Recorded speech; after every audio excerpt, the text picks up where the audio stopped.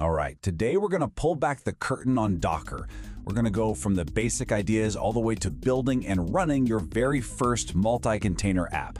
By the end of this, you'll have a really solid foundation to containerize pretty much any project you can think of.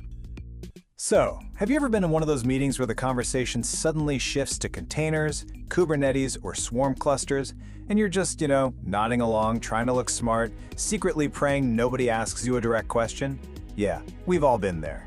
Today, we're going to put an end to that, for good. Okay, so to really get why Docker is such a big deal, you first have to understand the universal nightmare that pretty much every developer faces, the problem it was born to solve. Ah, yes, the 6 words every developer dreads hearing. It works on my machine. This single phrase is the root of so much pain and wasted time. You build something, you test it, it's flawless for you. But the second you hand it over to a teammate or try to push it to a server, bam, it just breaks. So, why does it break? Well, the list is practically endless, right? Maybe your coworker's on a Mac and the production server is running Linux. Or you have slightly different versions of Node.js installed. Or, and this is a classic, there's some random dependency you installed months ago and completely forgot about. It basically turns shipping software into a roll of the dice. And this is where Docker swoops in to save the day. It makes a very simple but incredibly powerful promise to give you a consistent, predictable environment that runs exactly the same no matter where it is. Your laptop, your teammate's laptop, the cloud server, it just doesn't matter anymore. And it all starts with this thing called a Dockerfile.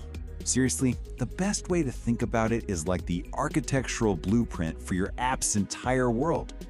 It's just a plain text file where you write down, step by step, everything your application needs to run. So, you've got your blueprint, right? Next, you use that blueprint to build what's called an image. If the Docker file is the blueprint, the image is like the finalized, laminated house plan. It's a read-only snapshot, a self-contained package with everything bundled up inside. Your code, all the dependencies, even the operating system itself. And then the final step. From that image, you launch a container. The container is the actual house. It's a live, running instance created from your static image. This is your application, alive and kicking, running in its own perfect, isolated little world. The image is the plan, the container is the reality. So let's lock this mental model in because it is everything. You write a Docker file, that's the blueprint. You use that to build a static image, that's the plan. And then you run that image as a living, breathing container, that's the house. This flow, this is the absolute heart of Docker. Okay, enough talk. Let's get our hands dirty and actually craft that blueprint. We're going to walk through building our very first Docker file for a simple Node.js app. Now, let's break this down because there's a really cool optimization trick happening here. First, we start from a base image that already has Node.js. We set a working directory. Then, and this is the pro tip, we copy only the package files and run npm install. Why? Because Docker caches this step. That means if you change your code later but not your dependencies, Docker is smart enough to just skip that whole reinstall step. It's a huge time saver. Only after that do we copy the rest of our source code and set the final CMD to start the app. Okay, so our Docker file is ready. Turning that into our portable image is actually super simple. We just run the docker build command. The -t flag lets us tag it, basically giving it a name, like your name/demo app. And that little dot at the end just tells Docker, hey, the Docker file you're looking for is right here in this folder. That's it.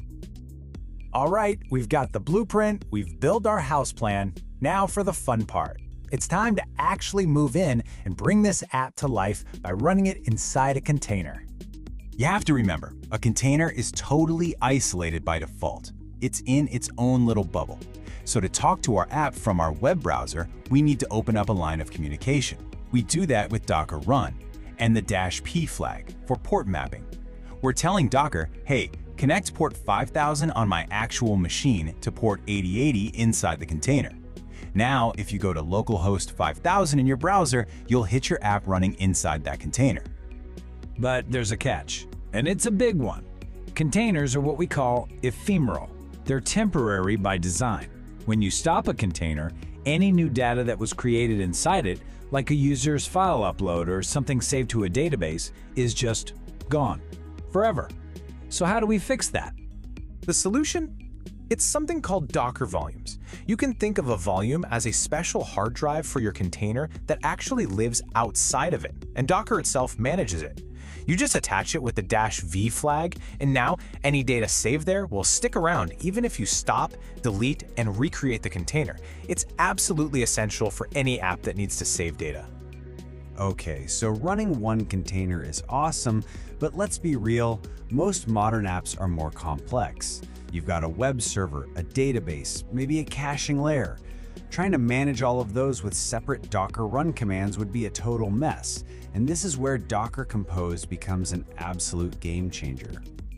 So Compose works with this one simple YAML file to define your entire application. You can see here we're defining multiple services. We have our web service, which we tell it to build from our Docker file, and then we have a DB service, and for that we just pull a standard pre-made MySQL image.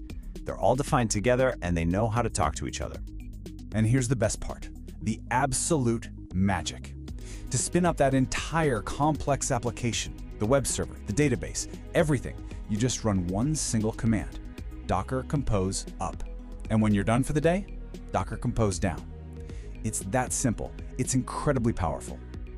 And just like that, look at what you can do now. You can write a solid Docker file. You can build images from it and run them as containers. You know how to forward ports to access your app, how to use volumes so you don't lose your data, and you can even orchestrate an entire application with Compose. These are your new developer superpowers. So think about it. We went from that frustrating, it works on my machine problem, all the way to orchestrating a full application with a single command. The only question left is, now that you have these skills, what are you going to build? What are you going to Dockerize?